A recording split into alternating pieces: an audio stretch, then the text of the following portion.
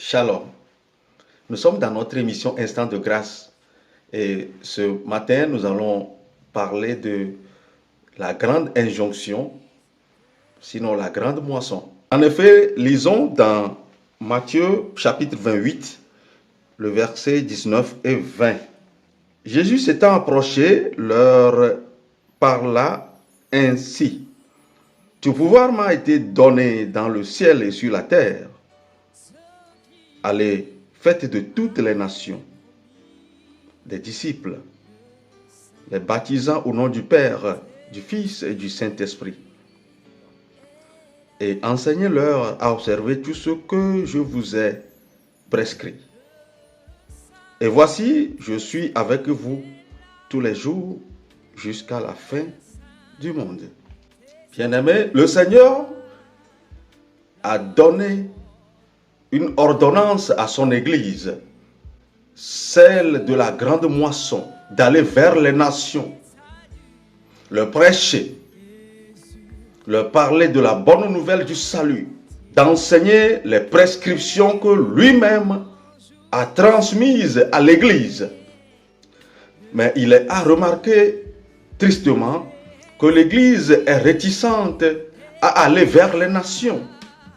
C'est flagrant, on ne peut plus se cacher. L'Église est réticente à agir. Pourtant, le Seigneur de cette Église dit, si vous m'aimez, faites selon mes commandements. Et en abordant la question dans le concret, on se rend compte que l'Église est en proie au conformisme. L'apôtre Paul nous dit en effet, ne vous conformez pas au siècle présent. Mais c'est le contraire que l'Église a fait pour aller évangéliser. L'Église se dit, nous n'avons pas les moyens. Il nous faut les moyens financiers. Et certains ont des partenaires aux États-Unis, au Canada, en France, en Italie, en Grèce. Et on commence par leur écrire pour avoir les financements nécessaires aux croisades et aux évangélisations. Mais la vérité est ceci, on fait fausse route. La seule chose dont on a besoin pour agir, c'est l'onction de la Pentecôte. C'est l'investiture, l'autorité du Seigneur sur nous, rien d'autre. Lisons dans Marc 6, verset 8. Il leur prescrit de ne rien prendre pour le voyage, si ce n'est un bâton, de n'avoir ni pain, ni sac, ni monnaie dans la ceinture. Dans l'évangile de Luc, verset 3, il est ajouté, n'ayez pas deux tuniques. Bien-aimés, on fait fausse route. L'Église fait fausse route. Et nous sommes là des années sans influencer nos quartiers. Nous sommes là des mois sans influencer le pays. Pourtant, nous crions chaque année Pentecôte. Où est l'onction de la Pentecôte? Où est l'autorité dont nous sommes investis? Nous l'avons abandonné. Lisons Matthieu chapitre 20, le verset 3. Il sortit vers la 3e heure. Et il en vit d'autres qui étaient sur la place sans rien faire. Verset 4. Il leur dit, allez aussi à ma vigne et je vous donnerai ce qui sera raisonnable.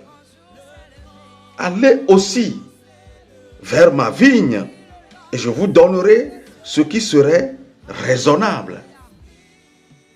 Amen. C'est ainsi que j'ai vu des communautés perdre des millions à organiser des croisades et des évangélisations sans aucun résultat.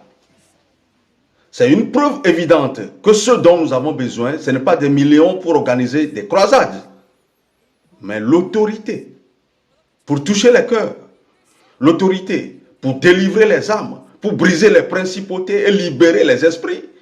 C'est de ça que nous avons besoin. La parole de Dieu dit dans Matthieu 17, verset 20, vous diriez à cette montagne, transporte-toi d'ici là, et elle se transporterait rien ne vous serait impossible. Mes bien-aimés, où est-ce que nous serions pour ordonner à une montagne de se transporter d'un lieu à un autre? Est-ce que c'est dans nos quatre murs de l'église? Nous devons aller vers les montagnes. Nous devons aller vers les nations.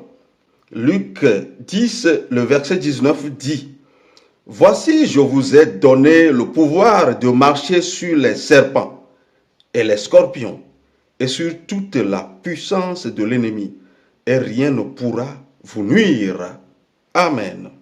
Bien-aimés, si nous voulons voir l'autorité dont nous sommes investis, si nous voulons voir réellement ce que vaut l'esprit de la Pentecôte, si nous voulons voir vraiment l'autorité dont nous sommes investis, nous devons aller vers les nations.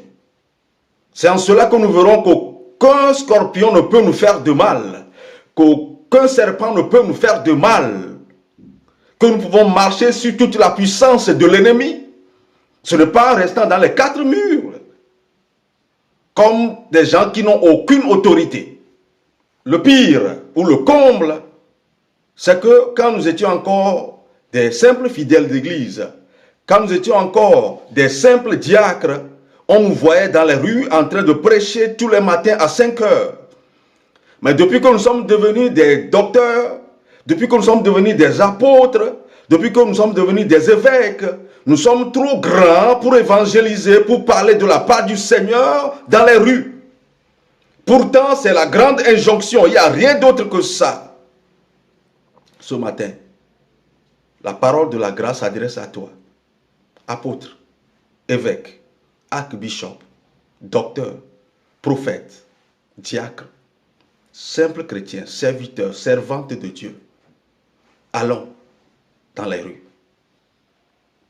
Allons dans les rues, afin que l'autorité dont nous sommes investis se manifeste, afin que toute la gloire revienne à notre Dieu dans les cieux, au nom de Jésus-Christ de Nazareth. Amen.